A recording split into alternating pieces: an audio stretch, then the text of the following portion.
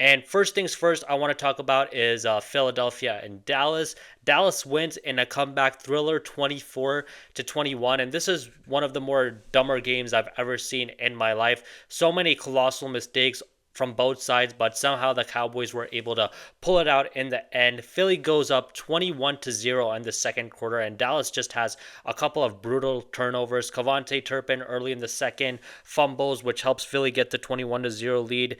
Dak with a little over 5 minutes left in the second throws a pick at the goal line to Reed Blankenship, which was just flat out a bad throw. And I'm thinking, okay, this is typical choking Cowboys, melting down in prime time. Dak is turning the ball over. They're just turnover prone. Against a division rival, they're just choking like they usually do. They let you down, and they always do. And this is just the Cowboys being the Cowboys. CeeDee Lamb is also dropping the ball. It seems like he has a choking problem against the Eagles. He played well against the Eagles this past Sunday, but he has to figure it out because he just keeps dropping balls, and I don't know why he does that. Jalen Hurts on the other side, it looks like they're moving and grooving. He had 163 yards passing in the first half.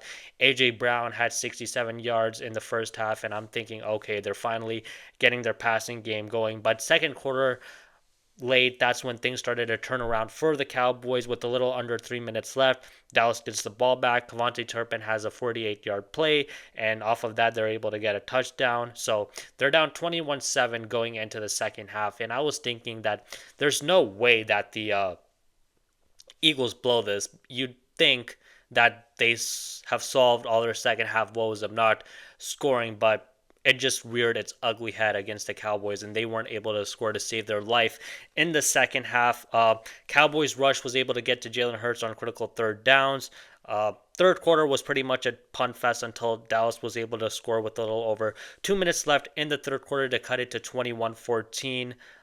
Fourth quarter, after another Eagles missed possession where they botched a field goal, Dallas has a 3-yard, 54-yard touchdown. Dak had a pretty good 43-yard play to George Pickens where he has to leap over two dudes that are playing the ball pretty well. And it was an impressive catch by Pickens and good ball security also. And that pretty much tied the game up at 21-21. And Saquon fumbles the ball, which added to his rough day at the office. He did not run the ball well at all. 10 rushes for like 22 yards. Just a struggling season for him. Dallas gets the ball at their own 33. Can't do jack with it because they have some penalties. They punt, and the Eagles fumble on the kickoff. Dallas gets the ball at the 8, and they decide to go for it on fourth and goal at the 1. I just thought it was a stupid decision to go for it. I know that Brian Schottenheimer and Dak, they like to be aggressive, but I just felt at that stage in the game, they should have just kicked it. And Yeah, they just weren't able to convert. Um, if the Eagles were rolling offensively, I would understand going for it, but they weren't. They did a pretty good job of holding the Eagles off because they just weren't able to get anything going in the second half. And just, I don't know, this a lot of games this season they just aren't able to do anything. So I just felt they should have kicked it, taken the points, just be safe, just take the lead. It's good to go down there and just get some points on the board, but they decided not to do that. But Philly gets the ball back, and Jalen Hurts gets sacked on a 3rd and 2. And Dak does what he does at the end, makes some big throws, and kicks a field goal to win it. So it doesn't really matter that they didn't kick the field goal when they had it at the 1. They were able to win the game anyways. Want to talk about Philly. Like I said, Saquon Barkley, just a rough day at the office. 10 carries, 22 yards, had the fumble. That's just not going to be able to cut the mustard. Last year, the Eagles were able to survive because even though their running game wasn't exactly elite, Saquon Barkley was running the hell out of the ball, but this year he just has not been running the hell out of the ball. I think you can count on your fingers how many 100-yard rushing games this man has had, and he can be low, but being that low is just unacceptable. But AJ Brown, he got his stats on the other hand, 8 receptions for 110 yards, and I wonder if that makes him happy because he's been doing all this complaining when he hasn't been getting the ball and they've been winning games. And I've been with him. I think he needs to get the ball a little bit more, and I can understand why he'd be frustrated. But I wonder if like this is what truly makes him happy, just like getting these prodigious stats and just balling out against his defender and making them feel like, less than. And if he just wants his numbers and if they can win, that's cool enough for him.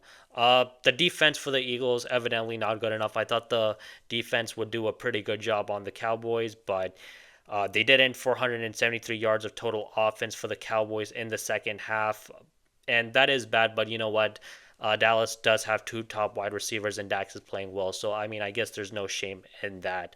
Um, it's honestly on the offense this game. I believe that, while defense does win championships, offense is just as critical, and the offense should have mustered more than 0 points. I mean, two field goals would have at least been nice, and they had like 56 yards or whatever in the second half. That's not exactly ideal either. Uh, if you look at both Jalen Hurts' performance and Dak's performance, Jalen Hurts 27 to 39, 289 yards, which has probably been one of his better games. I think against the Vikings, he had like 300 yards. Dak, on the other hand, 23 36, 354 yards, a pick. Both teams were 5 and 12 from third down, but I feel that Hurts when it was like third and short more often than not. He just couldn't convert, and Dak was able to convert. I don't think I saw a tush push from the Eagles this game. And while the passing game looked decent from the Eagles, I don't know. It's just never looked fluid where it looks good like four quarters all around. I don't know. It's just it's just never fluid. There's always droughts when in their passing game. Against the Vikings, that wasn't the case, but in this game, there was, and I just don't think they're going to figure it out at this point. They're what 11 games into the season. I don't think all of a sudden they're gonna flip a switch and their passing game is going to all of a sudden look better. I just think it is what it is. It just doesn't seem like the offensive coordinator has figured things out. And there are lots of film people talking about how AJ Brown is running these like basic routes, which you can find in a high school playbook. And that's unfortunate because he's not getting a ton of yards of separation. He's getting 1.8 yards of separation. And, that's on him, of course. But I think probably with a more complex route tree, he can probably get more yards of separation, and that can probably help him out a bit. And it can help Jalen Hurts in terms of like finding a receiver with more separation.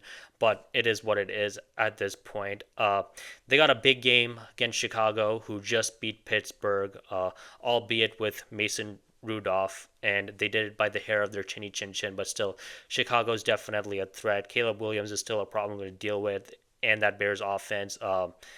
If the Eagles lose, they'll have four losses. Won't be ideal for high seeding and whatnot. I don't think the Cowboys are going to win that division or make the playoffs unless they go on a run, but or the Eagles go really, really downhill and fall off a cliff. I don't think that'll happen. But with the Eagles, I mean, you want to at least get a one or a two seed. You don't want to play like the Rams or the Niners in the or Seattle in the playoffs in the first round. That's not an ideal first round matchup. You would ideally like to play a lower seed, especially with all the problems they're going through on offense. So we'll see. I think Friday is going to be a big game. I think the Bears certainly have a shot of beating them.